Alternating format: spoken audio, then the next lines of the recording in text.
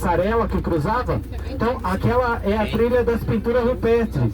Ela vai pelos banheiros ali, já tem a opção de ir ali por trás dos banheiros, vai chegar lá nas pinturas rupestres e aí ele desce, retorna, chega lá nos panelões, lá cruza a passarela lá.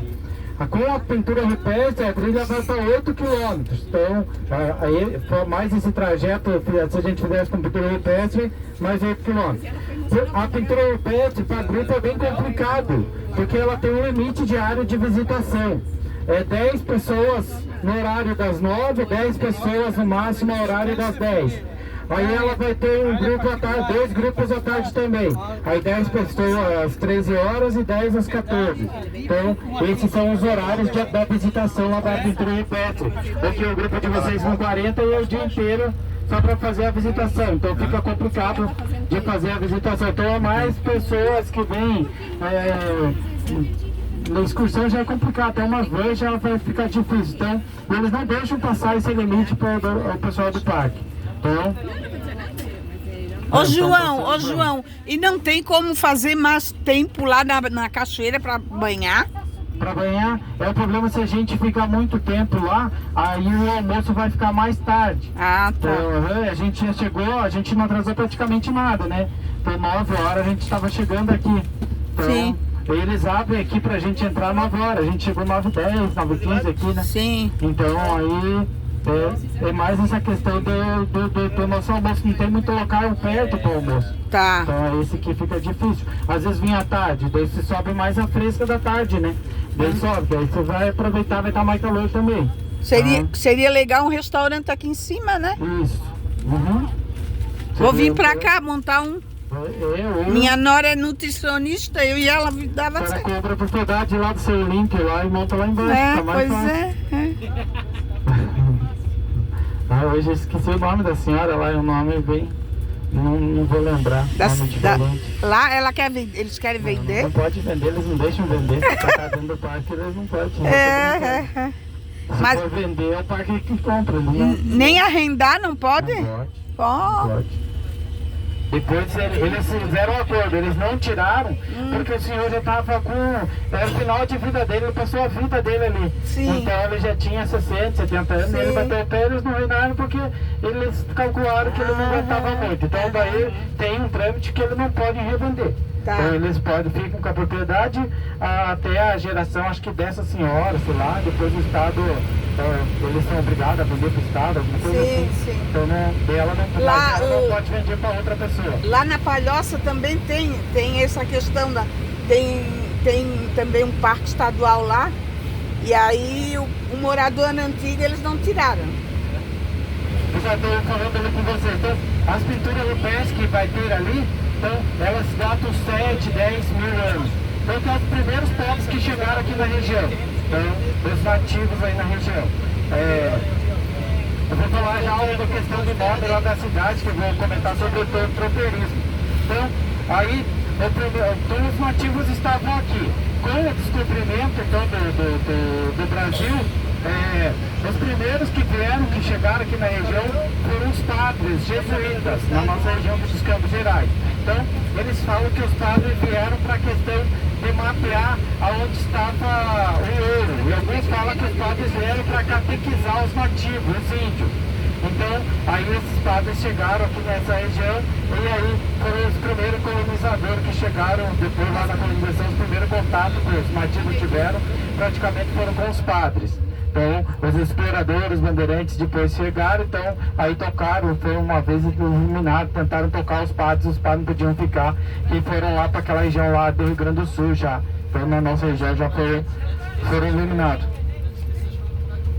Isso, o buraco do padre, eles foram. Então, o Giovanni já falou, então eu já falo hoje para que é o buraco do padre. Então, o buraco do padre é relativo aos jesuítas. Então, os padres aos jesuítas. Então, nessa questão que eu falei para vocês de querer saber onde estava o valor, o ouro, eles não tinham um contato. Então, estavam tendo o primeiro contato. Eles falando uma língua, os nativos outra.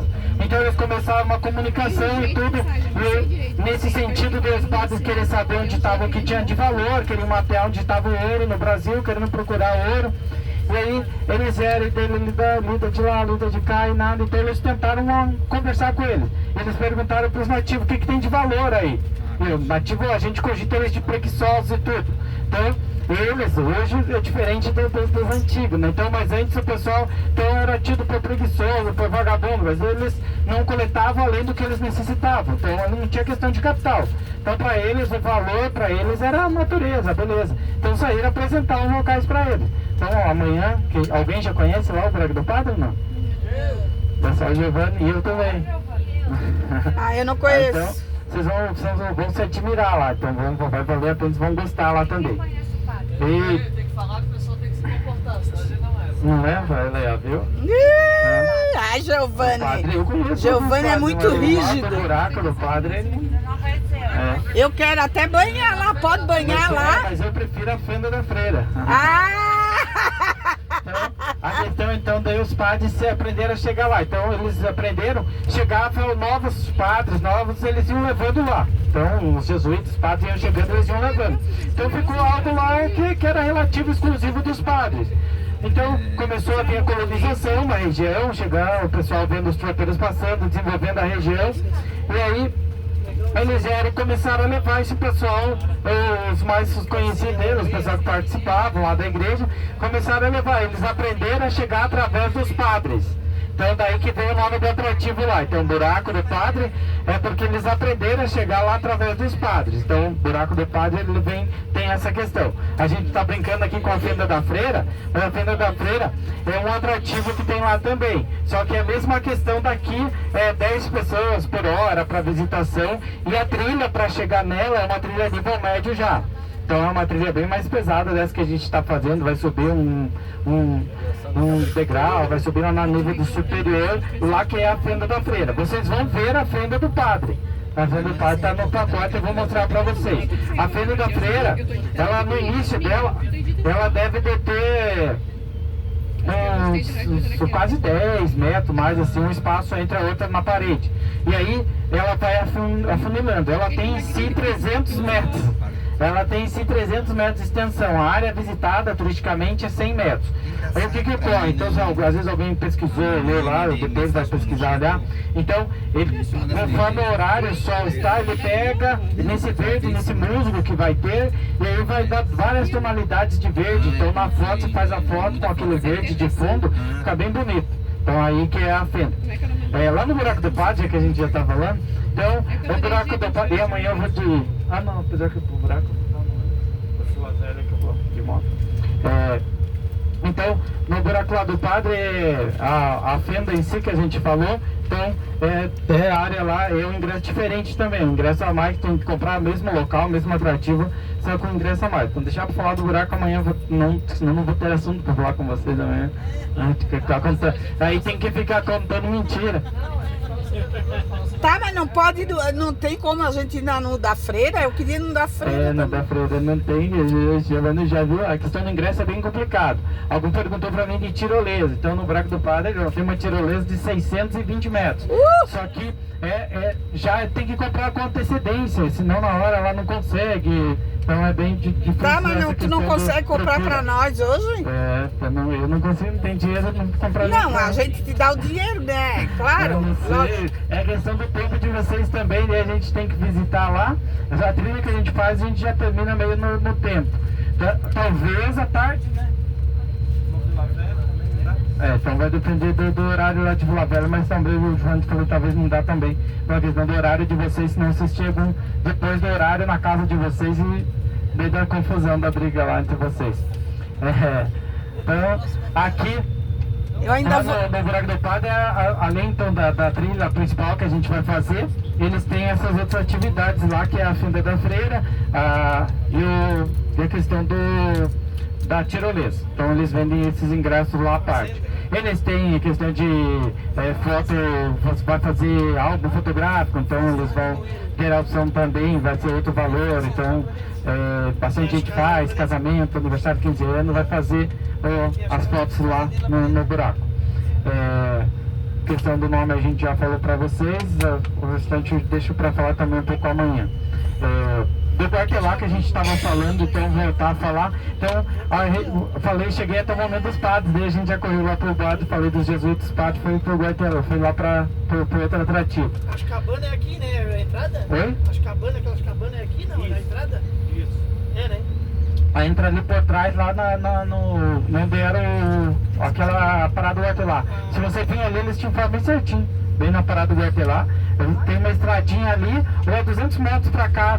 Antes você vir, você chega até lá, volta 200 metros, vai ter uma entradinha, você vai entrar e vai operando, passa um riozinho.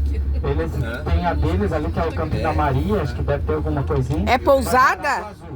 Isso, a pousada que eu tinha comentado lá dentro do parque, da pousada Araguazu, aquela que tinha os chalezinhos lá no meio, plantado no meio do campo lá. Araguazu, o nome dela, se algum notar o nome, se você pesquisou, colocou depois no aplicativo. Araguazu? Araguazu.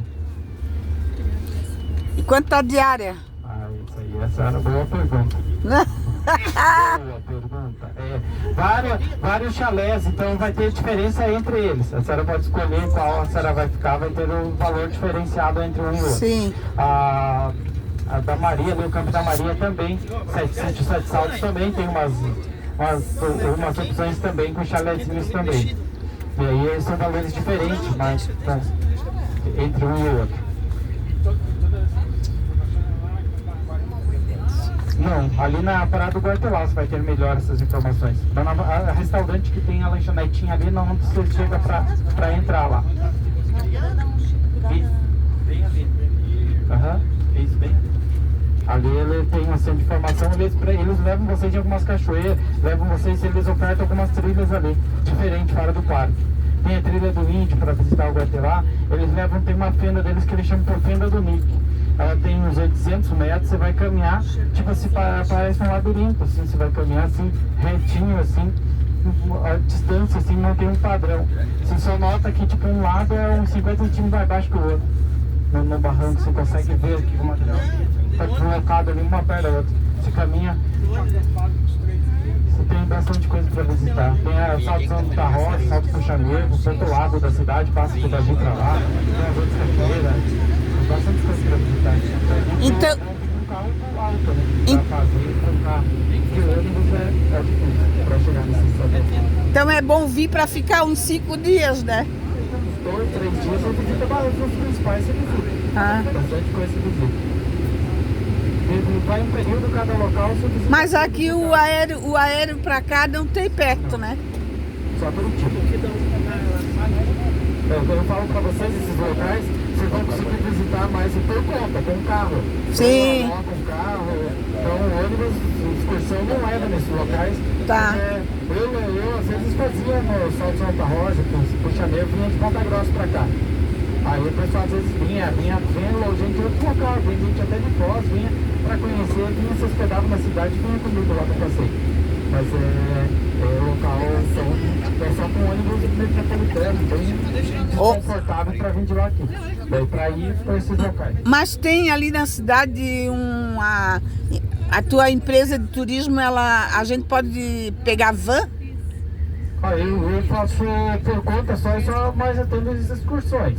Aí quando me contrato eu já tenho que ir dentro do carro, ou senão vai de moto comigo. Então, tu não tem uma empresa, tu não trabalha com a empresa? Eu sou um mês só. Tá. Daí tem as empresas, mas elas podem te contratar. O custo é muito alto isso para você fazer com o carro daqui. Tá. Então ele vai cobrar um valor bem grande. Então daí o pessoal vem, cota e daí não faz. Tem um cara que tem carro e faz esse passeio. Tá. Mas é muito pouco que eu tenho, então é um custo muito alto. Tá. Vai cobrar, na época era 2, você já não está mais o quilômetro. Então você vem de lá aqui, então imagina.